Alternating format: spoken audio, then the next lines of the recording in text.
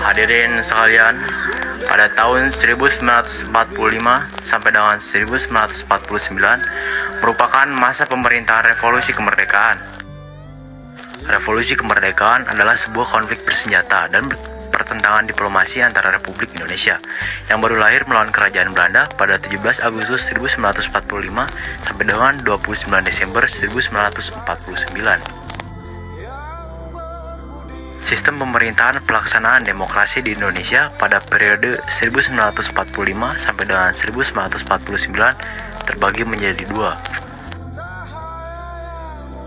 18 Agustus 1945 sampai dengan 14 November 1945 merupakan masa demokrasi presidensil. 14 November 1945 sampai dengan 27 Desember 1949 merupakan masa demokrasi parlementer.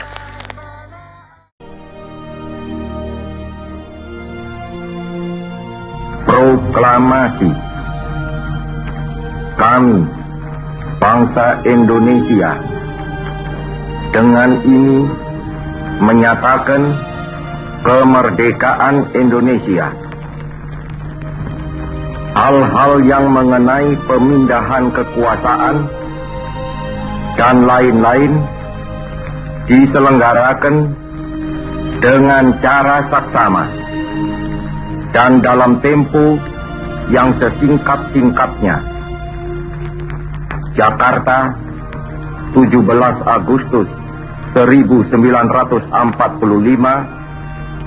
atas nama bangsa Indonesia, Soekarno-Hatta.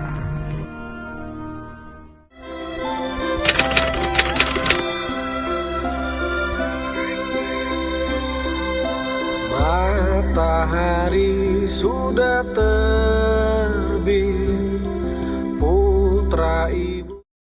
Bangsa Indonesia ingin merdeka, dan walaupun tuan-tuan halangi dengan bom dan dinamit dan meriam yang berasal dari Australia, Amerika, dan Inggris, kita akan merdeka. Kita tentu merdeka. Kita pasti merdeka sebagai matahari terbit di hari besok. Janganlah tuan-tuan mencoba memikat hati kami dengan kata-kata. Sebab bangsa yang telah gandrung kemerdekaan tak dapat dipikat oleh kata-kata lagi. Kemerdekaan adalah seperti hidup dan mati. Tidak ada setengah hidup, tidak ada setengah mati. Hidup atau tidak hidup, mati atau tidak mati, hidup atau mati, mati atau hidup, merdeka atau tidak merdeka, tidak ada tingkatan lagi di antaranya. Kami telah gandrung merdeka, janganlah bermain dengan kata-kata. Lagi pula, Van Mook dan Van der Plas, tidakkah tuan-tuan di belakang kata tuan-tuan itu, tuan-tuan telah sediakan bom dan dinamit? Tidakkah tuan-tuan bersama Indonesia sedia mati untuk kemerdekaannya? Ditarakan tuan-tuan mengenal kejantanan Ahmad dengan kawan-kawannya. Di balik papan tuan-tuan mengenal pemuda-pemuda Indonesia dari barisan berani mati. Ratusan ribu pemuda Indonesia telah masuk Teisentai dan Jibakutai. Sebab, sekali lagi saya katakan, kami gandrung kemerdekaan. Semboyan kami ialah merdeka atau mati.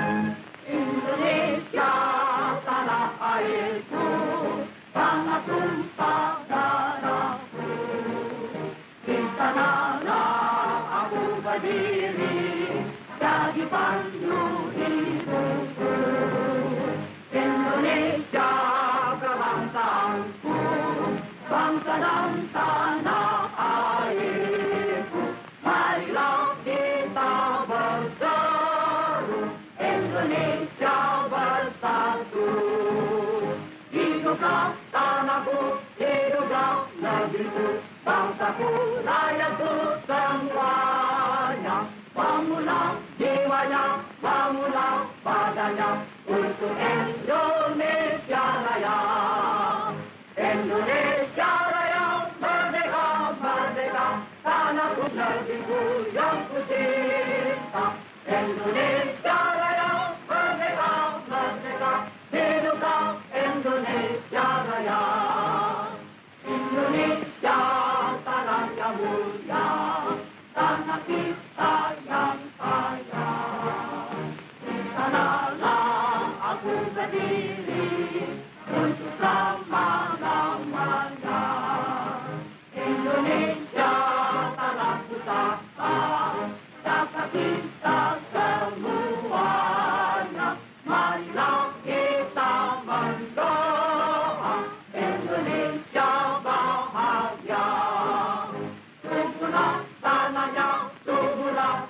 jiwanya, bangsanya, rakyatnya, semuanya.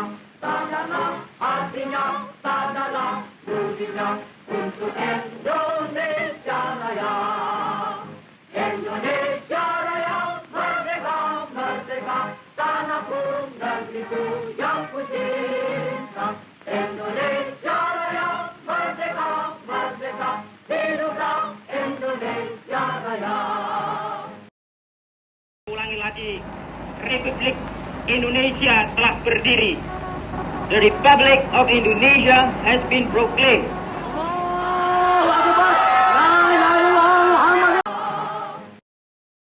Ulangi lagi, Republik Indonesia telah berdiri. The Republic of Indonesia has been proclaimed.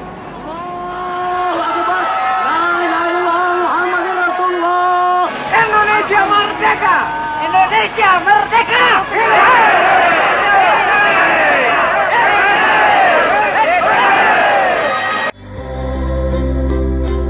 Indonesia tanah airku.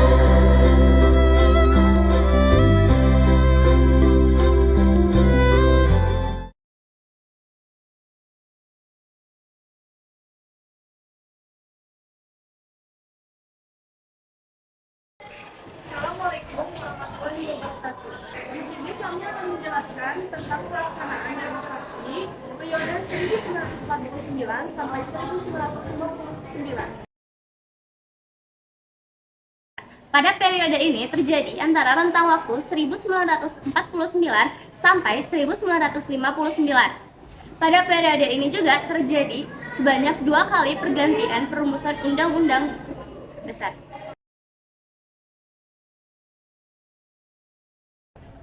Pada rentang waktu 27 Desember 1949 sampai dengan 17 Agustus 1950, bentuk negara kita berubah dari kesatuan menjadi serikat.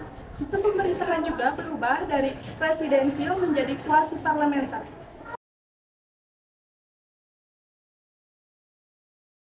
Pada rentang waktu 17 Agustus 1950 sampai dengan 5 Juli 1959, periode pemerintahan ini, bentuk negara kembali berubah menjadi negara kesatuan dan sistem pemerintahan menganut sistem parlementer.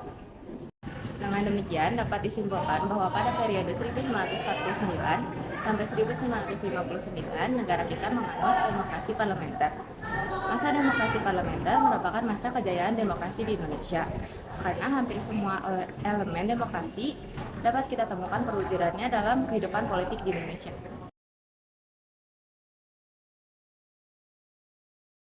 Kejutan kekuasaan parlemen ini diperlihatkan dengan adanya sejumlah mosi tidak percaya kepada pihak pemerintah yang mengakibatkan kabinet harus meletakkan jabatannya.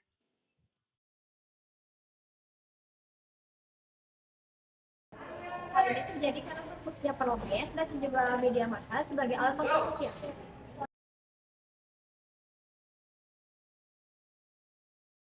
Dalam periode ini, Indonesia menganut sistem multi-partai. Pada periode ini, hampir 40 partai terbentuk dalam tingkat otonomi yang sangat tinggi dalam rekrutmen, baik pengurus ataupun pemimpin partainya maupun para pendukungnya. Sekalipun pemilihan umum hanya dilakukan 1 kali pada 1955, tetapi pemilihan umum tersebut benar-benar dilaksanakan dengan prinsip demokrasi.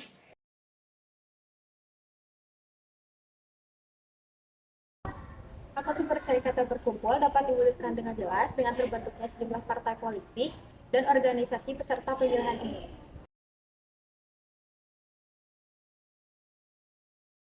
Bahkan otonomi yang seluas-luasnya dengan asas sentralisasi sebagai landasan untuk berpijak dalam mengatur hubungan kekuasaan antara pemerintah pusat dengan pemerintah daerah. Keenam indikator tersebut merupakan ukuran kesuksesan pelaksanaan demokrasi pada masa pemerintahan parlementer. Akan tetapi, kesuksesan tersebut tidak bertahan lama. Demokrasi parlementer hanya bertahan sekitar 9 tahun seiring dikeluarkannya dekret oleh Presiden Soekarno pada 5 Juli 1959 yang membubarkan konstituannya dan kembali kepada Undang-Undang Dasar 1945.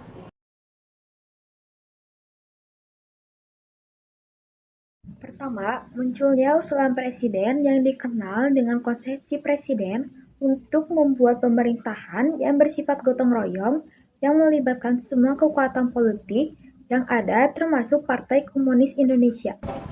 Dewan Konstitusi mencapai jalannya titik buntu untuk merumuskan kesepakatan ideologi nasional karena tidak tercapainya titik temu antara dua kubu. Dominannya politik aliran sehingga membawa konsekuensi terhadap pengalaman konflik. Keempat, basis sosial ekonomi yang masih sangat lemah.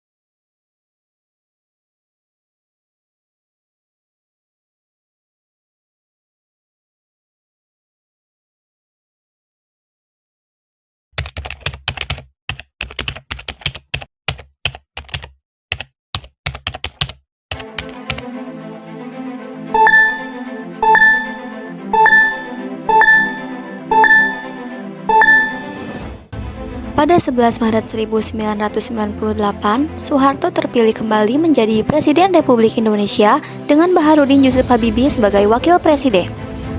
Terpilihnya kembali Soeharto membuat pergerakan untuk adanya reformasi semakin meningkat. Ditambah kondisi ekonomi yang semakin memburuk sejak krisis moneter dan berbagai masalah pemerintahan seperti korupsi memunculkan berbagai aksi demonstrasi di berbagai daerah yang tak jarang berakhir dengan kericuhan.